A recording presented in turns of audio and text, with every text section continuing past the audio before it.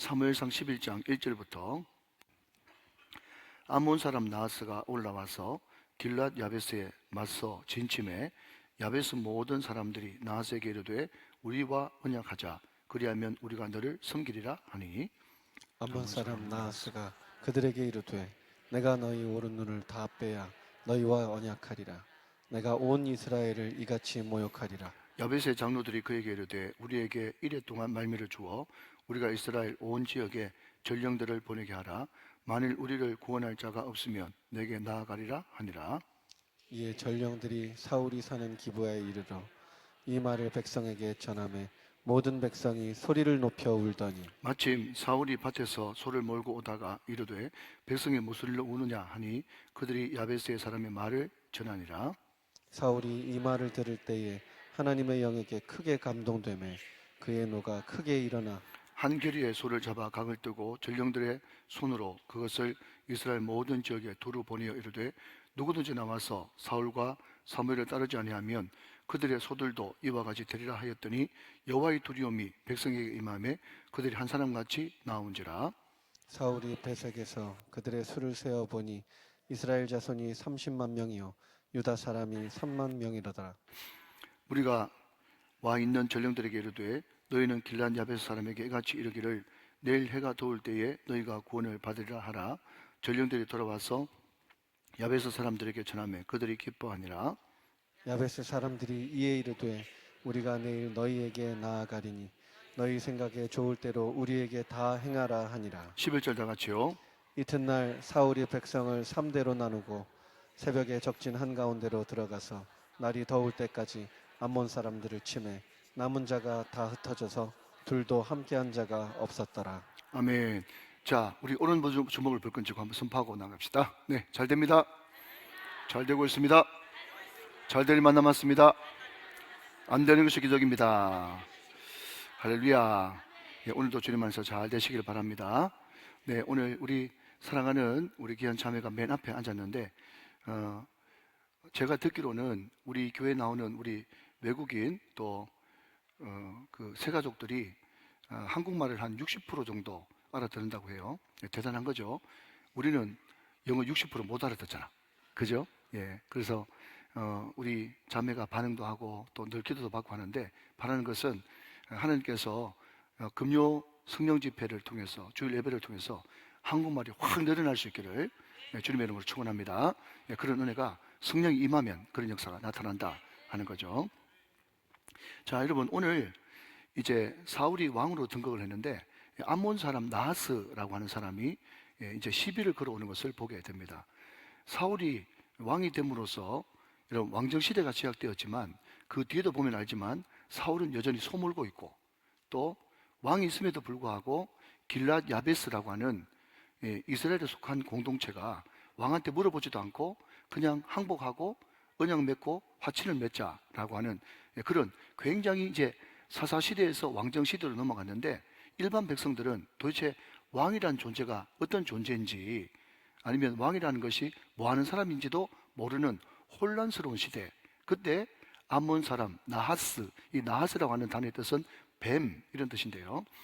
그때만 해도 이 뱀은 굉장히 영물 중에 속했고 뱀, 용 뭐 다 똑같은 그런 개념입니다. 그러나 그럼에도 불구하고 여러분 신약으로 구약을 푼다면 뱀이나 용 같은 것은 하나님을 대적하는 그런 상징적인 그런 동물이 뱀이죠.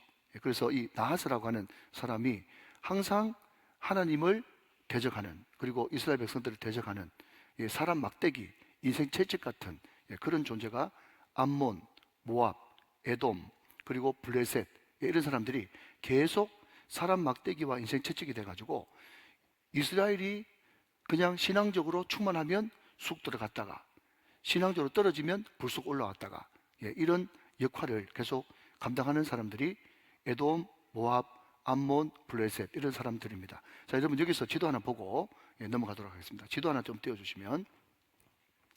자, 여러분 우리가 지난번에 어성경이 읽어지네 할 때 뭐라고 얘기했는가 하면 이해실 사모님께서 에돔, 모압, 암몬. 자, 여러분 에돔 하니까 밑에 미음자가 돼 있죠.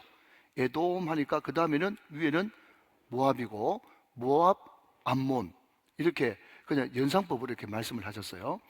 여러분 에돔은 저 밑에 있고 모압은요, 여러분 그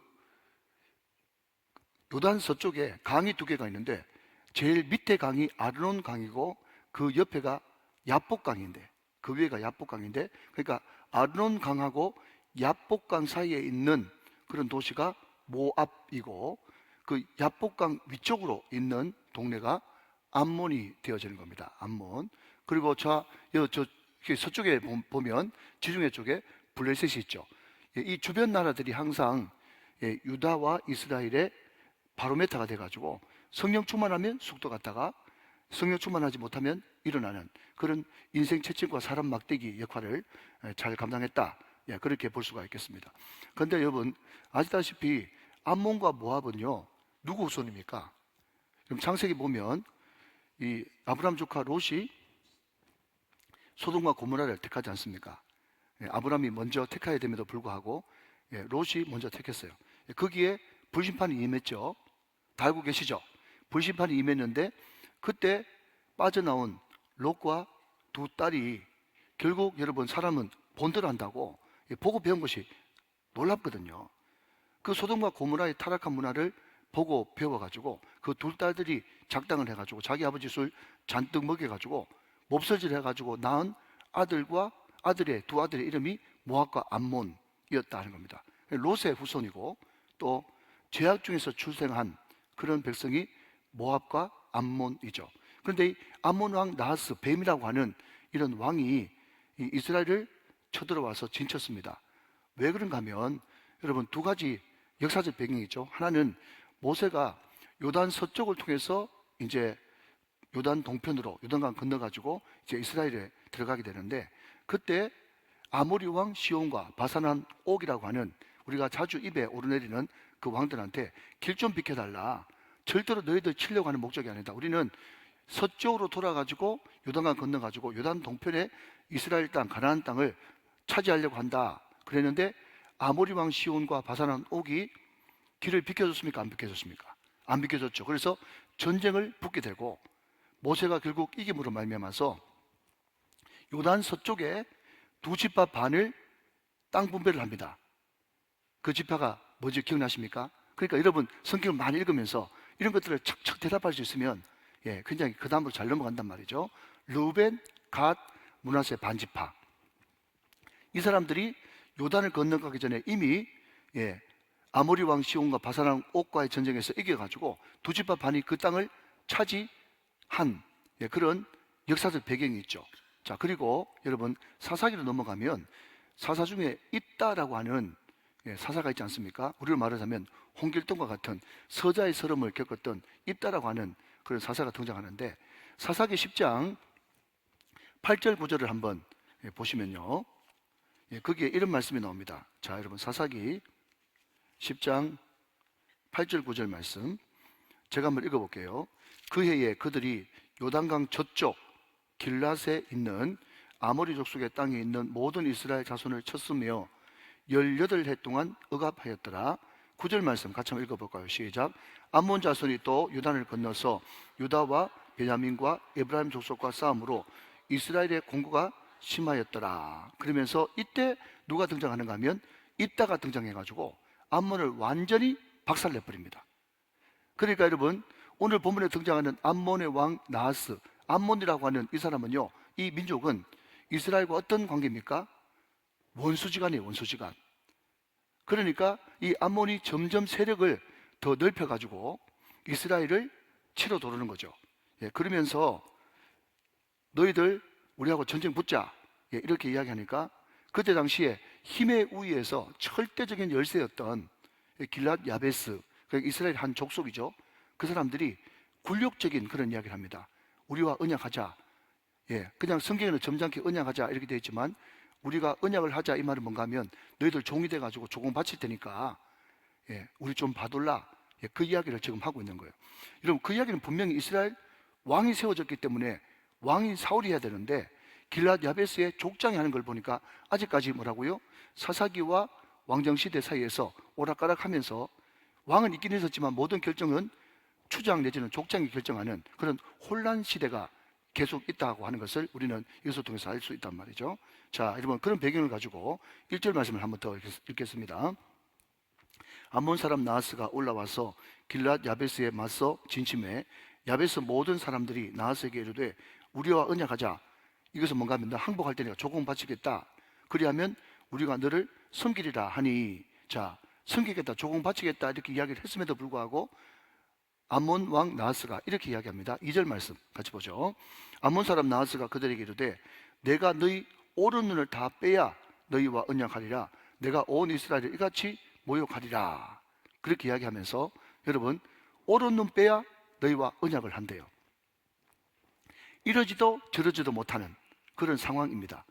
근데 여러분, 제가 공부를 좀 해보니까 초대에 이 굉장히 오래됐던 이 역사가 요세푸스라고 하는 사람 들어보셨죠? 그 요세푸스가 그때 전쟁 배경을 가지고 이 본문을 설명을 하는데, 자, 여러분, 전쟁을 하게 되면 옛날에는 무조건 방패는 왼쪽, 또 칼이나 창은 오른손, 왼손 오른손, 왼손에 방패, 오른손에 무기를 들고 전쟁을 하던 그런 시기입니다. 자, 여기까지 되셨죠?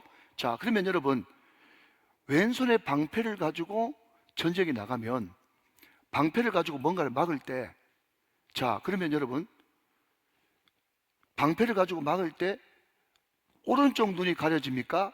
왼쪽 눈이 가려집니까? 왼쪽 눈이 가려지죠? 자, 왼쪽 눈 가리고 오른쪽 눈 가지고 전쟁을 하지 않습니까? 그래야 전쟁이 되는 거예요. 자, 그런데 오늘 여러분, 암몬 왕 나하스가 왼쪽 눈 빼라, 오른쪽 눈 빼라, 오른쪽 눈 빼라, 그렇게 이야기했단 말이죠. 자, 그러니까 저는 개인적으로 이게 너무 재밌는데, 여러분 재미없어요? 재밌어요, 재밌어요. 재밌단 말이죠. 재밌다고 칩시다. 자, 그런데 여러분, 방패로 왼쪽 눈 가리고 오른쪽 눈 가지고 전쟁하는데, 이 오른 눈을 빼내야, 다 빼야, 이것을 오른쪽 눈을 꿰뚫어야, 오른쪽 눈을 뚫어야, 이게 원문적인 그런 해석이거든요. 얼마나 잔인합니까? 오른쪽 눈 다 뚫어야 너희들과 화친 맺겠다, 너희들 조금 받아주겠다, 이렇게 이야기했단 말이죠. 그러니까 요세푸스가 어떻게 해석을 했는가 하면 이런 겁니다.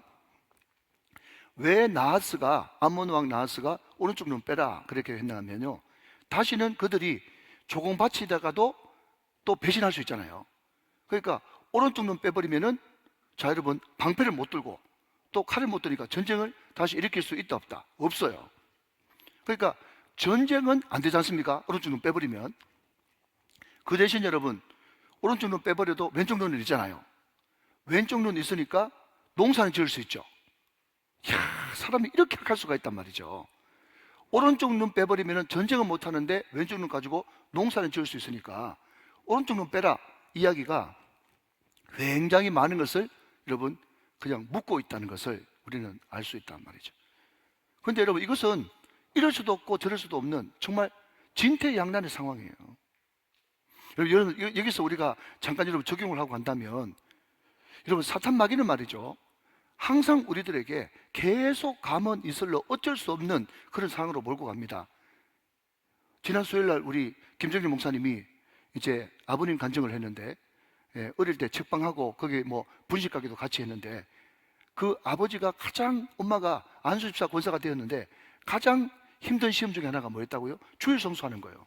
주일날 여러분 책을 제일 많이 빌려가는데 많은 사람들이 여러분 주일 성수 때문에 힘들어합니다. 그런데 여러분 주일날 장사를 해가지고 잘 됐어요.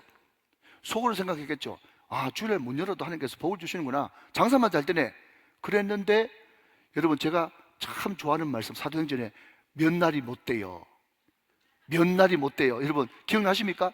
유라구르 광풍 몇 날이 못 돼요, 몇 날이 못 돼요. 주인이 찾아왔는데, 원래 여러분, 원래 사람이 정상적으로 인간성이 발동되어지면 자기 세던 사람이, 자기 집에서 장사하는 사람이 장사 잘 된다 그러면요, 주인이 너무너무 기뻐하면서, 우리는 그렇잖아요. 우리 집에 세던 사람이 장사 안 돼가지고 또 바뀌고 또 바뀌고 하는 것보다는 장사 잘 돼가지고 여러분 부자 되고, 그래서 부자 돼서 나가고 그러면 원래 기뻐야 그게 정상인데, 사람이 참 얄궂은 게 말이죠, 자기 집을 빌려줬는데 장사 잘 되면 그때부터 배가 아픈 거예요. 그러면서 불쑥 찾아와가지고 뭔가 하면요, 임대료 10배 올려달래. 10배. 놀라지도 않아요. 다음에 100배 준비해 올까요? 임대료 10배 올려달라고 그러는 거예요. 그러니까 여러분 보십시오, 이러지도 못하고 저러지도 못하는 기가 막힌 상황에 맞닿지 않습니까? 이런 일들이 너무너무 많다는 거예요.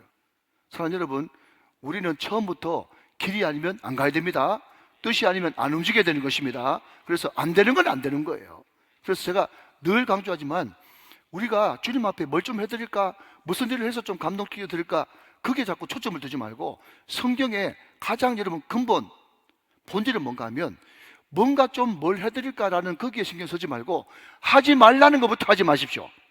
이게 여러분 세상 사람들 볼 때는 굉장히 소극적으로 보여도 성경이 이야기하는 거예요. 먼저 하지 말라고 하는 것 하지 마라. 그리고 난 다음에 하라고 한 것 하라. 이게 성경의 원스텝, 투스텝인 것입니다. 꼭 명심하게 되시기를 주님의 이름으로 축원합니다. 그래서 절대로 타협하면 안 돼요. 타협하면 이런 오도 가도 못하는 그런 상황을 우리는 맞이할 수밖에 없다 하는 거죠. 그런데 여러분 기가 막힌 일이 벌어졌습니다. 자, 3절 말씀 보시면 야베스의 장로들이 그에게 이르되 우리에게 이레 동안 말미를 주어 우리가 이스라엘 온 지역에 전령들을 보내게 하라. 만일 우리를 구원할 자가 없으면 내게 나아가리라 하니라. 참 굴욕적인 그런 굴욕 외교를 펼치고 있죠. 그런데 여러분 지금 야베스 장로들이 이렇게 한 것은 너무너무 잘한 거예요. 뭔가 하면 이레 동안 말미를 얻은 건요. 물론 여기에 여러분 기도했다라는 말은 없지만 우리는 어떤 문제가 생겼을 때 바로 뭔가를 결정하면 안 되고 반드시 기도할 말미를 우리는 얻어야 되는 것입니다. 기도하자, 전도하자, 말씀 공부하자, 이런 것들은 명확한 하나님 뜻이기 때문에 그 자리에서 즉시 순종해야 됩니다. 그러나 이래야 될까 저래야 될까 라고 하는 굉장히 아리까리하고 헷갈리는 그런 내용들은요 반드시 기도의 말미를 얻어야 됩니다. 그런데 하나님께서 그렇게 하시려고 그런지 모르겠지만 여러분 너무나 어이없게도 암몬 왕 나하스가 그렇게 하라고 허락해 줍니다. 여러분 허락해 주는 이유가 뭐겠어요? 너희들 일이 아니라 70일을 줘봐라. 너희들 구원할 자가 있는가? 라고 하는 힘의 비교 위에서 오는 그런 거만함인 거죠. 허락을 한다니까요. 여러분 여기서 잠깐만 옆으로 좀 나가면 이런 겁니다. 여러분 옛날에 어른들이 하는 말이 뭔가 하면 밤에 쓴 편지를 바로 보내지 말고 그것을 또 읽고 또 읽고 또 읽고 하다가 낮에 다시 한 번 더 그 편지를 읽고 그 다음에 그 편지를 보내라, 이런 이야기를 들어보셨을 거예요. 그런데 여러분 요즘엔 이메일 시대 아닙니까? 그런데 이메일을 막 써가지고 카톡을 막 써가지고 그죠? 그냥 화가 난 채로 흥분한 채로 여러분 마음속에 분노가 가득 찬 채로 또 전후 앞뒤 사정을 모르는 채로 여러분 자기 생각에 사로잡혀가지고 그 카톡을 바로 보내버리면요 100% 실패합니다. 어른들이 그 지혜가 저는 요즘 들어서 더 놀라는 거예요. 여러분 조금만 더 이야기해 볼게요. 여러분 사회에 유력한 사람, 그런 사람들이 여러분 SNS 붙들고 계속 그것만 붙들고 여러분 장난치는 사람 봤습니까? 제가 알고 있는 정보로는요 여러분 SNS 마음껏 했다가 미국 들어가면 여러분 들어가지도 못합니다. 그게 다 있어가지고 너 옛날에 이런 걸 썼지, 이런 것까지 다 조회가 되어지는 거예요. 그러니까 여러분 정말 쓸데없는 것에 흥분하거나 쓸데없는 것에 분노해가지고 막 글을 막 올리지 말고 무조건 밤에 글 올리면 30%는 후회한다니까요. 아무리 정제된 글이라고 할지라도 성급하게 올린 글은 반드시 사단이 나게 돼 있어요. 그러니까 여러분 글 올릴 때도 신중하고 뭔가 말할 때도 신중하고 뭐든지 여러분 조심하고 절제하고 아끼는 것이 지혜인 줄로 믿으시기 바랍니다. 제 이야기가 다 맞습니다. 여러분 또 이것만 또 딱 떼가지고 제 이야기가 다 맞다 이것도 또 어디 또 올리지 말고 제가 맥락에서 한 말은 다 맞단 말이에요. 그래서 쉽게 뭔가를 글을 올리는 그런 것들은 절대로 삼가야 된다. 그것이 지혜다. 자, 말미를 얻은 것은 너무너무 잘한 것입니다. 다시 본문으로 돌아가서 자 여러분 3절 말씀에 먼저 밑줄 한번 그어보시죠. 3절 하반절에 만일 우리를 구원할 자가 없으면, 자 오늘 본문에 구원이 3번 등장합니다. 먼저 3절 말씀에 구원할 자가 없으면 거기 밑줄 한번 그어보시면 좋겠고요.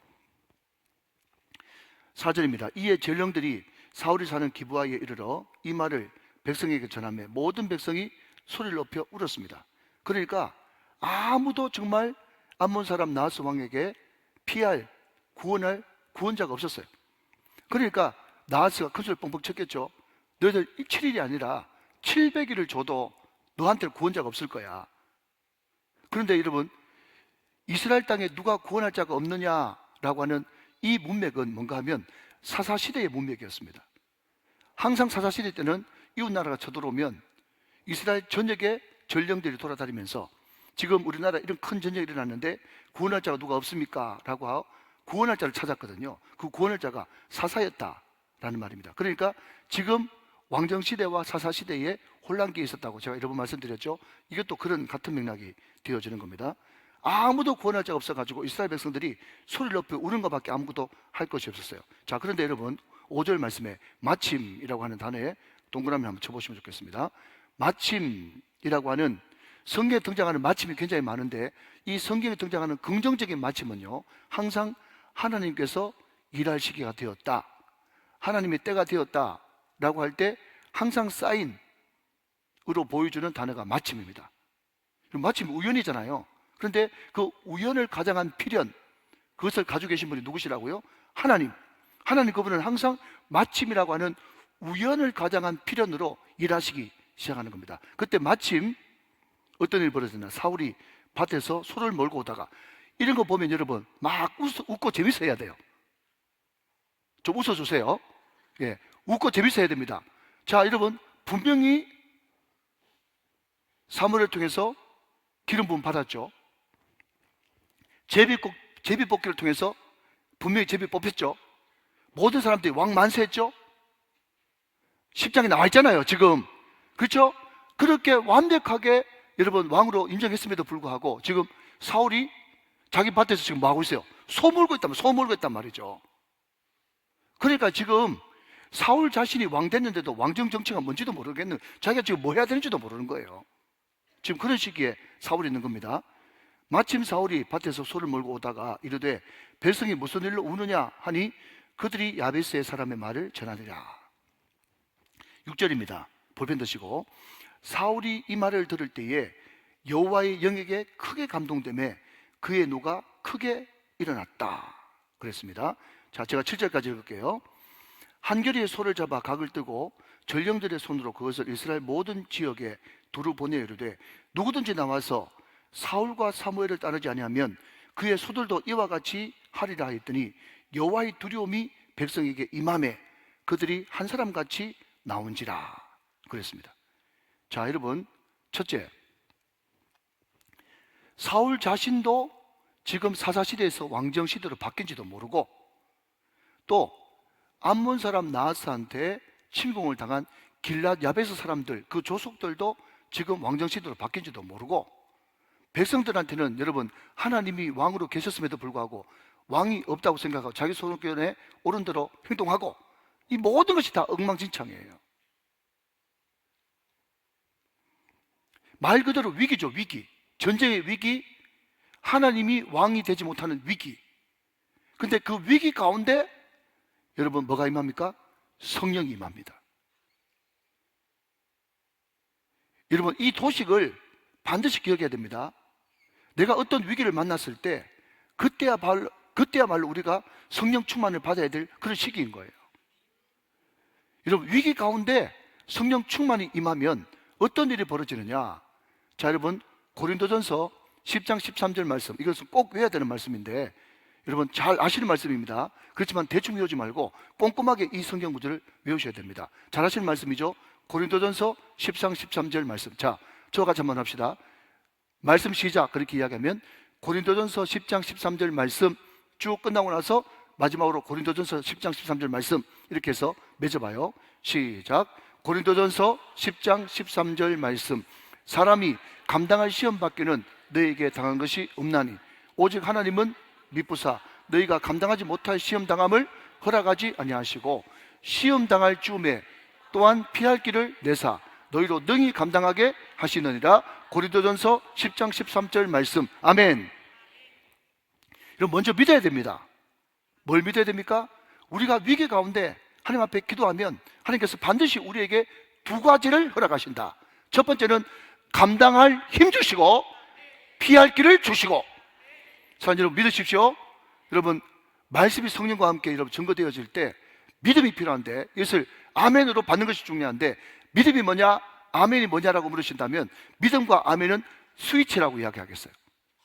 다시 한번요. 여러분 중간에 큰 산이 있고 이쪽에는 여러분 십자가의 강줄기가 흘러내려오고 이쪽에는 부활의 강줄기가 내려와 가지고 지금 댐에 꽉 찼어요.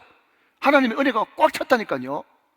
너희는 그 은혜로 인하여 by grace 하나님께서 모든 것을 다 준비해 주셨습니다.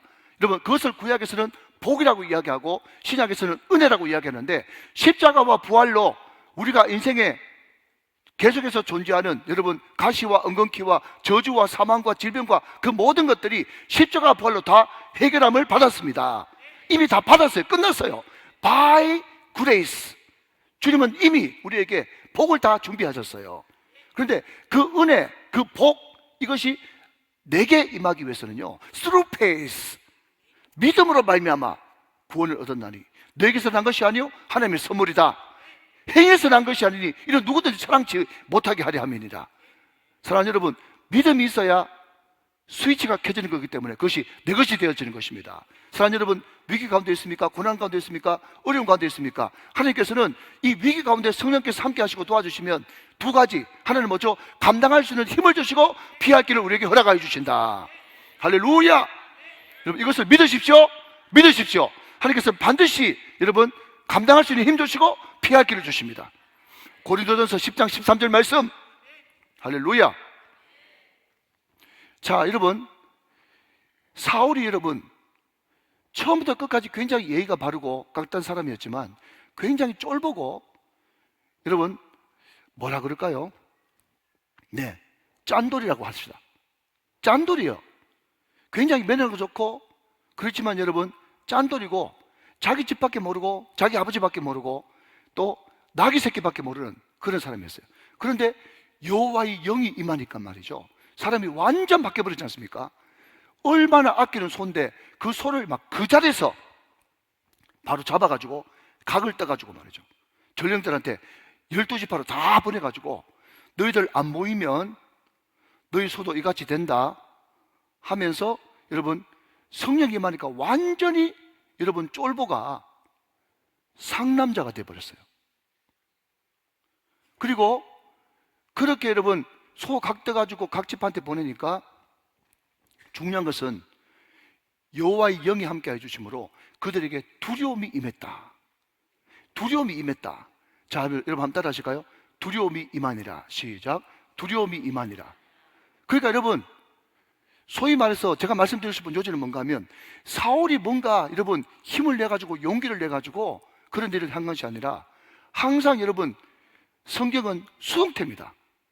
성령도 여러분 위로부터 임하는 것이고 두려움도 임하는 것입니다.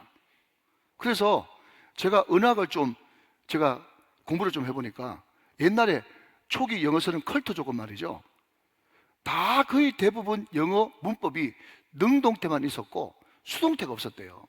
잘 들어보십시오. 굉장히 중요합니다. 그런데 그 영어권 사람들한테 믿음이 들어가고 성경이 그 사람들한테 들어가니까 그때부터 언어의 60% 이상이 수동태가 됐단 말이죠. 그러니까 여러분 제가 늘 강조합니다만은 신앙은 결단코 능동태가 아니라 수동태인 것입니다. 우리가 스스로 일어나가지고 불을 일으킬 수가 없어요. 잘 들으십시오 여러분. 성령은 임하는 것입니다. 불은 임하는 것이에요. 여러분 예레미야 20장 9절 말씀 한번 보시겠습니다. 이것을 확실하게 여러분 짚고 넘어가야 돼요. 예레미야 20장 9절 말씀. 자 같이 한번 읽어봅니다. 시작. 내가 다시는 여호와를 선포하지 아니하며 그의 이름으로 말하지 아니하리라 하면 나의 마음이 불붙는 것 같아서 골수에 사무치니 답답하여 견딜 수 없나이다. 여러분 예레미야가 자꾸 말씀을 전할 때마다 고난이 오니까 무슨 이런 일이 다 있는 나 더 이상 말씀 전하지 않겠다라고 선언하면서 여러분 뭐 절필이라 그럴까요? 그죠? 절언을 선언했어요. 이제 글도 안 쓰고 신앙적인 글도 안 쓰고 신앙적인 말도 안 하겠다 절언을 선언했는데 그런데 말을 안 하고 입을 콕 다물고 있으니까 여러분 성령이 임하고 여러분 말씀도 제가 그냥 말씀 전하는 게 아닙니다. 제가 말씀 자꾸 전하려고 그러면요 율법과 하라 하지 말라 이런 잔소리밖에 안 나오는 거예요. 그러면 여러분, 말씀 전하는 사람이 어떻게 되는가 하면 말씀님에 사로잡혀야 되는 것입니다. 사로잡히는 것이에요. 자, 다시 한번요. 불은 임하는 것이고요, 성령도 임하는 것이고요, 말씀도 사로잡히는 것입니다. 말씀에 사로잡혀야 되는 거예요.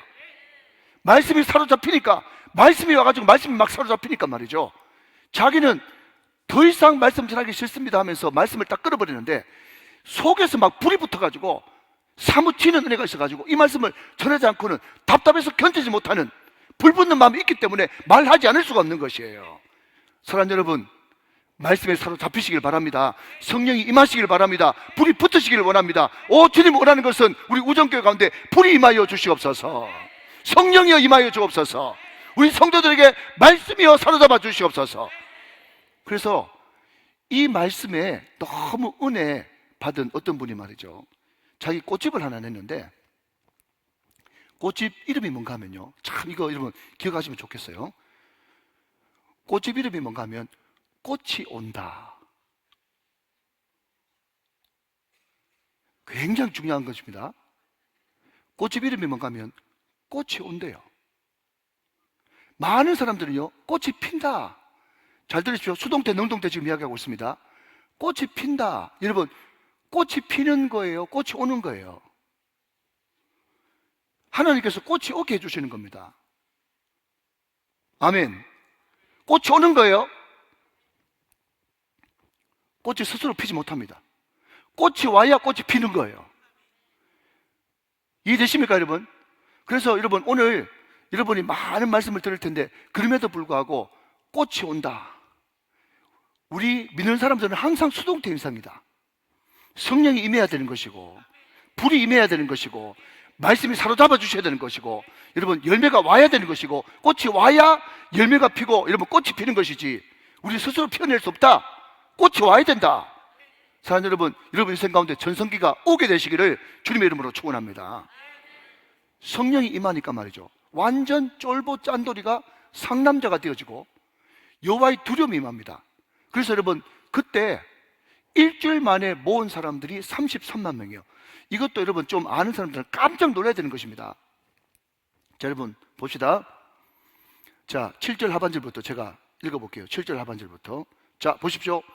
여호와의 두려움이 백성에게 임했잖아요, 그죠? 그들이 한 사람같이 나왔어요. 여러분 좀 뒤에도 살펴보겠습니다만은 그 앞장 10장에는 말이죠, 그 많은 사람들 중에 이렇게 이야기합니다. 자, 아예 봅시다. 자, 여러분 27절 말씀 한번 봅시다. 27절, 10장 27절. 그 사람들이 옛날에는 그냥 자연인 사울에게 뭐라고 이야기한지 아세요? 자, 어떤 불량배는 이르되 이 사람이 어떻게 우리를 구원하겠느냐 하고 멸시하며 예물을 바치지 아니하였으나 그는 잠잠하였더라. 여러분, 성품상 사울은 화낼 줄 모르는 사람이에요. 굉장히 부잣집 아들로 태어나가지고요, 굉장히 말도 아끼고 예의도 바르고 자기 아버지한테 효도하고 자기 집밖에 모르고 나귀밖에 모르고 이런 사람이었는데 성령이 임하니까 완전히 여러분 그 자리에서 소 두 마리를 잡고 그리고 노를 바라고 여호와께 주시는 의분이죠.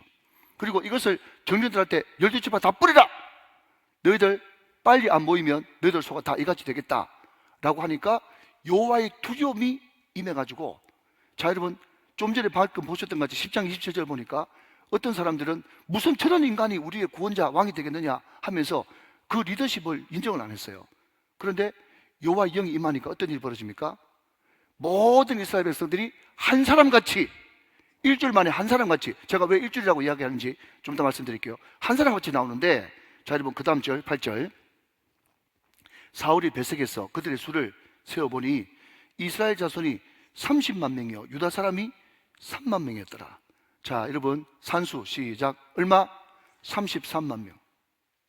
여러분 미군이 이라크하고 전쟁할 때 20만 명 파병했거든요. 물론 여러 가지 사정이 있었겠지만 미국이 이라크하고 전쟁할 때 이라크 전쟁 때 파병한 사람이 20만 명인데 그 20만 명을 다 옮길 때에 걸린 기간이 6개월. 좀 놀라주시면 참 좋은데, 여러분 최신 공군 무장한 미군이 20만 명 옮기는데 6개월 걸려서 6개월. 그런데 지금 사울이 전쟁하려고 모여. 네. 다 모여 했을 때 여러분 33만 명이 모이는데 일주일 걸렸다. 이것은요, 좀 아는 사람은 기적 같은 일이 일어났구나. 여러분, 여호와의 영이 임하면 기적 같은 일이 일어납니다. 상상하지 못할 일이 일어나는 거예요. 그래서 이제까지 여러분 사울은 왕 됐는데도 소물고 있는 여러분 쫄보고 짠돌이었습니다. 그런데 성령이 임합니다. 언제 임합니까? 위기 가운데 성령이 임합니다. 그러면요, 그 위기와 성령이 합쳐지면 전국구 스타가 되어지는 거예요. 여기도 좀 놀라주십시오. 여러분, 그렇기 때문에 이 말을 여러분 바꾸고 말하면 무슨 말인가 하면, 위기가 절대로 위기가 아니다. 위기는 바로 성령 받아야 될 때고, 위기 가운데 성령 받으면 내가 완전히 새로운 사람이 돼가지고 하나님 앞에 붙들림 받을 수 있다. 위기는 기회다. 그렇기 때문에 위기는 기회라고 이야기하는 거예요. 여러분, 제가 늘 말씀드리지만 저하고 똑같은 시기에 담임 목사로 부임받아간 분들 여러분 많습니다. 지금도 그렇습니다, 여러분. 그런데 여러분, 제 이야기를 해서 죄송합니다만은, 위기를 용광로에 한번 들어갔다 나온 사람하고 그냥 위에서 낙하산 두둥실 꽃가마를 타고 내려온 사람하고 여러분 하늘과 땅 차이인 것입니다. 아시겠습니까? 여러분, 눈빛이 다르고 말하는 것이 다르고 리더십이 다르고 여러분 벌써 행동하는 것이 다른 것이에요. 사랑하는 여러분, 위기를 겁내지 마십시오. 위기가 바로 그때 성령 받을 때고, 위기 플러스 성령은 강력한 리더십이다. 이것을 꼭 명심하시기 바랍니다. 위기를 성령으로 극복해야 여러분 더 큰 리더십, 백날 천날 해도 안 되는 그 리더십이 한꺼번에 생기는 역사가 나타나는 거예요. 그래서 여러분 자주 이야기하지 않습니까? 어떤 사람이 길을 걸어가는데, 잘 들으십시오. 어떤 사람이 길을 걸어가는데 그냥 아무 여러분 물고덩이도 없고 웅덩이도 없으면요, 그냥 세워라 내워라 하면서 그냥 천천히 걸어갑니다. 그런데 여러분 중간에 여러분 위기가 있고 여러분 땅이 갈라져 있고 웅덩이가 있고 물이 있고 웅덩이가 있으면 말이죠, 그 사람이 그냥 걸어갈 것도 펄쩍펄쩍 뛰어가는 거예요. 그래서 여러분 찬송가는 뭐라고 얘기합니까? 이 풍랑으로 인하여 다 같이요, 더 빨리 갑니다. 할렐루야. 이 풍랑 때문에 더 빨리 가는 거예요. 위기는 뭐냐? 그때 간구하고 기도하고 성령 받을 때이다. 그때 간절히 하나님을 찾아가지고 성령이 임하기만 하면, 여호와의 두려움이 임하기만 하면 쫄보가 짠돌이가 상남자 되고 인생이 완전 바뀌어지는 그런 역사가 일어나는 것입니다. 사랑하는 여러분, 위기를 기회로 만들 수 있는 여러분 다 되시기를 주 예수 그리스도의 이름으로 축원합니다. 축복합니다. 축원합니다. 자, 여러분, 성령 충만 받은 이 사울이 말이죠, 사울이 완전 선지자같이 이렇게 이야기합니다. 9절 말씀, 무리가 와 있는 전령들에게 이르되 너희는 길앗 야베스 사람에게 이같이 이르기를 내일 해가 더울 때에 너희가 구원을 받으리라 하라. 자, 여러분 여기에 구원 다시 밑줄 그으시고요. 자, 3절의 구원, 9절의 구원. 전령들이 돌아가서 야베스 사람들에게 전하매 그들이 기뻐했다 그랬습니다. 그리고 11절, 이튿날 사울이 백성을 3대로 나누고 새벽에 적진 한가운데로 들어가서 날이 더울 때까지. 자, 분명히 여러분 9절 말씀에 뭐라고 이야기했습니까? 내일 해가 더울 때에 너희가 구원을 받으리라 라고 선지자처럼 예언했죠. 성령이 임하면 여러분 말하는 것이 선지자 같다니까요. 아멘 좀 하시기 바랍니다. 아멘. 그런데 그냥 여러분 그 말을 아무리 선지자같이 막 애고 넣어가지고 한다고 그게 다 권위가 있는 게 아니고, 진짜 여러분 성령 받은 사람은 그 말이 반드시 이루어져야 돼요. 그 말이 이루어져야 된다고. 헛방치면 안 되고 이루어져야 돼. 이루어져야 돼. 할렐루야. 11절 말씀에 여러분 어떻게 이루어집니까? 다시 한번요. 이튿날 사울이 백성을 세대 1, 2, 3, 3조로 나누고 새벽에 적진 한가운데로 들어가서 날이 더울 때, 그게 여러분 9절의 약속한 말씀이죠. 날이 더울 때까지 암몬 사람들 침에 남은 자가 다 흩어져서 둘도 함께한 자가 없었다 라고 이야기하면서 자기 말한 그대로 이루어지는 것을 보게 된단 말이죠. 자, 여러분 여기에 여러분 11절에 새벽 동그라미 한번 치시고요. 새벽 동그라미 치시고 저를 빨리 보시고 저를 따라 합시다. 보케르. 시작. 보케르. 이게 새벽이에요. 새벽. 여러분 요수아 3장에 보면요, 요수아가 일찍 일어나 라고 할 때 그 일찍이 보케르, 새벽이에요. 여러분 보케르가 어떤 시간이냐 라고 물으신다면 혹시 좀 집이 한 30분쯤 이렇게 멀리 떨어져 있는 그런 분들이 특별 새벽기도 때문에 차 타고 우리 오전께 오지 않습니까?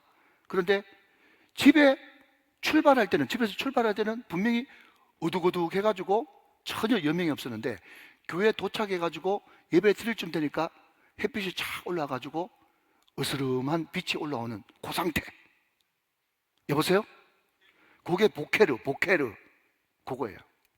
여러분, 혹시 시간이 정말 많이 남으시는 분들은요, 이 아덴만 예면작전이라고 하는 우리 해군이 최초로 그냥 그 어디입니까? 해적만이 나타나는 소말리아, 그죠? 거기에 해군이 이제 작전을 펼쳐가지고 인질 석혜균 성장, 알겠죠? 그 의사 누굽니까? 외과 의사. 네, 그 사람. 예, 그 사람이 세상에 여러분 커밍아웃 되어지는 그 최초의 그 사건이 아덴만 여명작전 아닙니까? 그때 아덴만 여명작전이 시작된 시간이 언젠가 하면 4시 40분. 왜 4시 40분이냐? 4시 40분이 인체학적으로 가장 인간의 몸이 나른하고 힘이 떨어졌을 때가 4시 40분이거든. 새벽기도 몇 시? 4시 40분. 5시. 왜 우리 어른들이 새벽기도를 그 시간에 했냐? 물론 여러분 새벽기도 드리고 농사지으러 가려고 하는 것도 있지만 인간의 힘이 생체학적으로 완전히 떨어졌을 때, 인간의 힘은 완전히 꺾이고 하나님의 능력이 우리 가운데 임하기를 바라는 마음으로 그때 새벽기도를 드리지는 않았을까? 제 혼자 그냥 생각해 보는 거예요. 여러분, 인간의 힘이 가장 약해졌을 때 하나님이 일하실 때인 것입니다. 여러분, 중요한 것은요, 새벽부터 일하면, 저는 제 리듬이 있기 때문에 이걸 볼 때 너무 은혜가 되더라고요. 뭔가 하면요, 여러분 새벽에 일찍 일어나가지고 하루를 시작하지 않습니까? 그러면 정오쯤 돼가지고 햇빛이 가장 뜨거울 때 여러분 하루 일과가 다 끝납니다. 아시겠어요? 무슨 말인지. 그래서 우리 교육자님들한테도 뭐라고 얘기하는가 하면 새벽에 새벽 기도하고 그냥 댁에 가셔가지고 2차 취침하지 말고 바로 그냥 업무에 들어가시면 오후 1시, 오후 2시 되어지면 일과가 다 끝날 거다. 그러면 오후 3시부터 차라리 그냥 운동을 하시든지 책을 보시든지 시간을 마음껏 활용하라고 제가 그렇게 이야기를 했습니다. 물론 여러분 예배 시간이 있을 때는 예배를 드려야 되겠죠. 그러니까 여러분 새벽에 일찍 일어나가지고 새벽 기도하고 여러분 시작하면 제가 감히 이야기합니다. 여러분 오전 중에 모든 하루 할 일정을 다 끝내놓을 수 있어요. 그렇게 한번 믿어보시기 바랍니다. 다 끝내. 그러면 오후 시간에 사람 만나고 여러분 다른 일정을 소화시킬 수가 있는 거예요. 그런데 아침 출근 시간까지 코가 삐뚤어지도록 자는 사람들은 언제부터 발동이 걸리는가 하면 오후 한 3시, 4시, 5시쯤 돼가지고 퇴근할 때쯤 이제 발동이 걸리는 거예요. 그러면 또 밤늦게까지 일한다고 그러고 또 다음날 새벽기도 못 나가고 계속 악순환의 사이클이 반복되는 거죠. 여러분 설교는 실질적이어야 되니까 제가 말씀드립니다. 예, 이런 삶은요 실패할 수밖에 없어요. 새벽에 일찍 일어나가지고 가장 우리 몸이 약할 때 새벽기도 딱 드리고 아멘 기도하고 아침부터 여러분 오전 11시까지 바짝 하면 하루 일과 다 끝납니다. 다 해보고 하는 일이에요. 그 다음부터는 여러분 자유롭게 내 자기 개발하는 거예요. 자기 개발 어떻게 할까요? 급하지는 않지만 중요한 일 333 경운운동, 독서, 운동, 여러분 제2 외국어 그냥 실력 계속 키우는 거예요. 그러면 여러분 급한 일에 쫓길 일이 거의 없습니다. 할렐루야. 새벽부터 일어나가지고 새벽 끝내십시오. 오늘 이 말씀이 그냥 문자 그대로 받아들여져가지고 새벽부터 전쟁 시작해가지고 정오 때 전쟁을 끝내란 말이에요. 할렐루야. 그렇게 되시길 바랍니다. 자, 그 전쟁에서 대성을 거뒀습니다. 대성을 거두니까 사람들이 이제 사울을 이렇게 대접합니다. 자, 여러분 12절부터 간단히 말씀 보고 정리하도록 하죠. 12절. 백성이 사무엘에게 이르되 사울이 어찌 우리를 다스리겠냐 한 자가 누구이니까 그들을 끌어내셔서 우리가 죽이겠나이다. 사람들은 다 듣고 있어요. 여러분 이게 누굽니까? 아까 10장 27절에 나오는 그 불량배들이죠. 그 사람들이 저 인간이 무슨 일을 하겠습니까? 그렇게 이야기하니까 그걸 다 듣고 있다가 전쟁에서 확실하게 딱 익으니까 정말 왕 맞잖아 하면서 그놈들부터 먼저 죽여야 된다 하면서 사울에게 리더십이 이제 한껏 올라간 사울에게 건의를 하는 그런 장면이죠. 자, 그런데 여러분 13절 말씀 다시 봅니다. 사울이 이르되 이날에는 사람을 죽이지 못하리니 여호와께서 오늘 이스라엘 중에 구원을 베푸셨음이더라. 밑줄 그으시기 바랍니다. 여기 구원이 또 나옵니다. 그러니까 여러분 3절에 구원 나오고 9절에 구원 나오고 13절에 구원이 3번 나와요. 구원이 3번. 처음에 구원은 뭡니까? 누가 우리를 구원해 주겠습니까? 절대 줄망해. 그냥 한낱 희망의 구원이에요. 그런데 여러분 두 번째 구원은요, 여호와의 영이 임하니까 실제적인 구원이 일어나지 않습니까? 아멘이시죠? 마지막 구원은 뭡니까? 그 모든 구원을 사울이 도구 통로가 돼서 그 모든 것들을 행했다 할지라도 이 구원은 내가 잘해서 한 구원이 아니라 여호와께서 오늘 우리에게 구원을 베풀었다 라고 이야기하면서 그 구원은 하나님이 영광 받으셔야 될 구원이란 말이죠. 믿으시면 아멘. 여러분, 우리가 어떤 일을 당했을 때 이를 누가 하겠느냐, 이를 도대체 누가 해낼 수 있겠느냐, 절대 줄망에 구원의 영광마저 없는 그냥 한낱 바람의 구원이에요. 그런데 그 구원이 기도를 하다 보면, 주님 앞에 전적으로 매달려 보면 성령께서 임하셔가지고 실제로 구원받는 역사가 일어나게 되는 것입니다. 그런데 그 실질적인 구원의 역사가 일어났을 때 여러분, 누가 잘했니? 누가 잘했니? 10월 27일 날 누가 주도했니? 어느 지역에서 많이 갔느니? 누가 안 갔느니? 여러분, 이것은 벌써 사단이 뒤에서 여러분 춤추는 거예요. 하나님이 하셨습니다. 하나님이 다 하셨단 말이죠. 그래서 절대로 이때는 엉뚱한 짓 하지 말고 여호와께서 구원한 것이니 여호와께만 구원을, 영광을 돌리라 라고 이야기하는, 이때가 사울의 첫 전쟁이었는데 참으로 안타까운 것은 이때 말고 사울이 계속해서 전쟁이 일어나는데 그 전쟁마다 결국은 이겨도 자기의, 져도 자기의, 결국 마지막 사울은 블레셋과의 전투에서 비참하게 패배하고 자결하듯이 전쟁터에서 죽습니다. 만약 여러분 역사를 돌이킬 수 있다면, 만약에 이때 첫 번째 전쟁의 사울처럼 자기 의를 드러내는 전쟁이 아니라 여호와께만 영광 돌리는 전쟁을 계속할 수 있었다면 사울이 어떻게 됐을까? 라는 생각이죠. 사랑하는 여러분, 모든 것을 다 이루고 난 다음에 거기에 자기 이름 집어넣어 가지고 콧받들이지 마시고 오직 하나님께만 영광 돌리게 되시기를 주님의 이름으로 축원합니다. 이게 얼마나 중요한 기도 제목인지 몰라요. 여러분, 이제 말씀을 3분 안에 정리하겠습니다. 왜 3분이 필요한가 하면요, 여러분, 우리는 지난 시간에 사울도 선지자 중에 있느냐, 이 이야기가 10장에서도 등장하고 19장에도 사울도 선지자 중에 있느냐 똑같이 등장했는데, 10장에서의 사울은 그냥 사울이 성령 충만 받아가지고 막 예언하고 하니까 놀랍구나, 사울도 선지자냐, 놀라운데, 이렇게 하는 똑같은 말이라도 하나님 앞에 영광 돌리고 경이로운 그런 사울도 선지자 중에 있느냐 이 말이었고, 나중 돼가지고는 막 악신이 들려가지고 말이죠, 다윗도 죽이려고 그러고 사무엘도 죽이려고 하는 그때에 사울도 선지자 중에 있느냐라고 하는 그 말은 뭐죠? 저런 인간이 무슨 선지자냐 라는 손가락질 받는 그런 사울의 모습입니다. 제가 그래서 지난번에 뭐라고 얘기했는가 하면 잘한다, 잘한다, 이 차이라고 말씀을 드렸죠. 그런데 여러분, 오늘 이 본문의 마지막으로 등장하는 이 장소도 같은 맥락이 등장하고 있습니다. 자, 여러분 14절 15절 보면서 말씀을 정리하도록 하겠습니다. 14절 말씀, 자, 볼펜 드시고. 사무엘이 백성에게 이르되 오라, 우리가 길갈로 가서, 길갈 동그라미, 나를 새롭게 하자. 15절, 모든 백성이 길갈로 가서, 길갈 동그라미, 거기서 동그라미, 여호와 앞에서 사울을 왕으로 삼고 길갈에서 여호와 앞에 화목제를 드리고 사울과 이스라엘 모든 사람이 거기서 동그라미 크게 기뻐했어요. 그러니까 여러분 14절 15절 말씀에 길갈이라고 하는 명칭이 5번 등장합니다. 5번. 자, 여러분, 길갈, 요수와 4장 20절 말씀을 보겠습니다. 여호수아 4장 20절 말씀.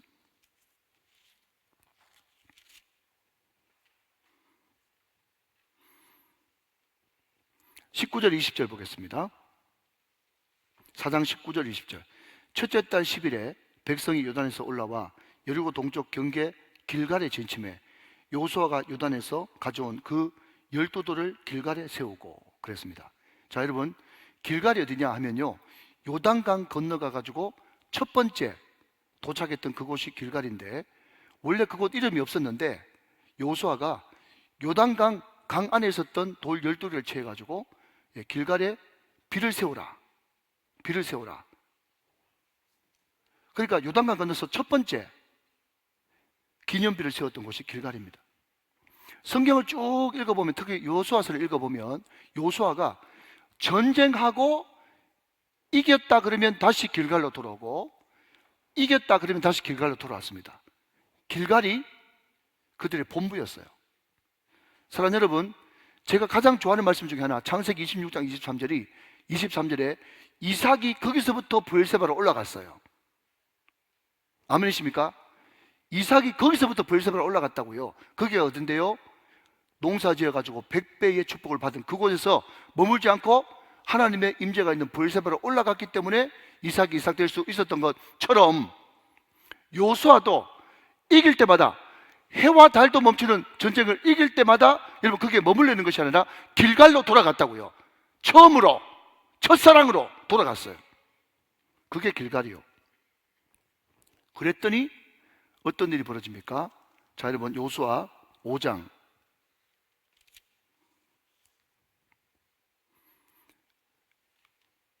9절 말씀. 자, 같이 읽어요. 시작.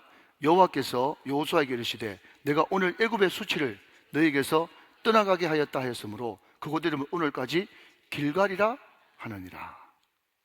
여러분, 여기에 제 성경에는 길갈 3이라고 되어 있고요, 밑에 쭉 보니까 굴러간다, 수치가 굴러간다. 이스라엘 백성들이 길갈에서 할례를 행하고 나서 여러분 수치가 굴러갔어.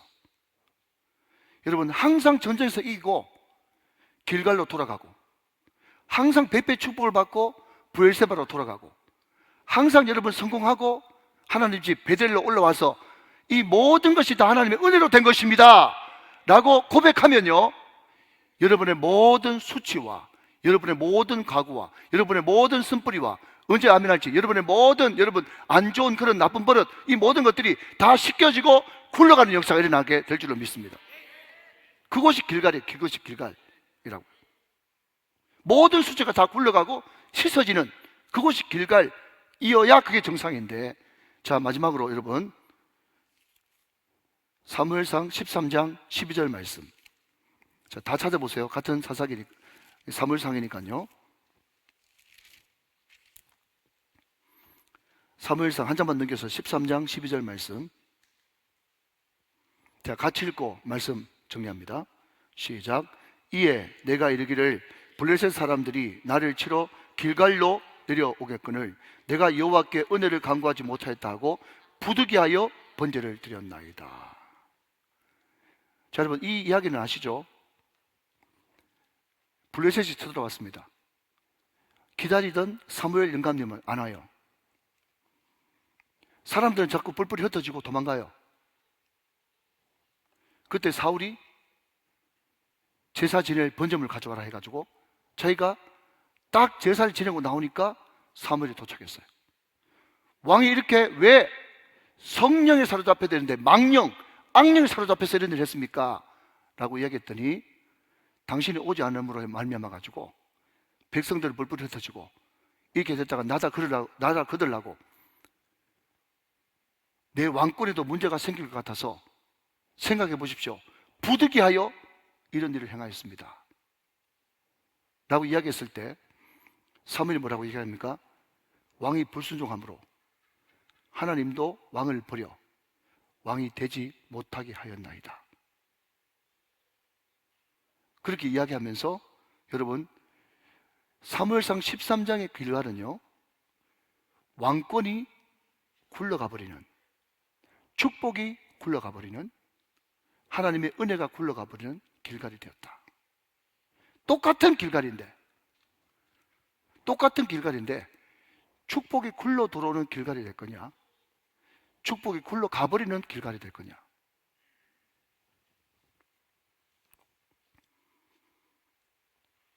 사랑하는 여러분, 선택하십시오. 그 키는 순종입니다. 순종, 믿음의 순종, 그 스위치를 켜면 복이 굴러 들어오는 길갈이 될 것이고, 불순종하면 왕권이 굴러 가버리는 길갈이 되는 것입니다.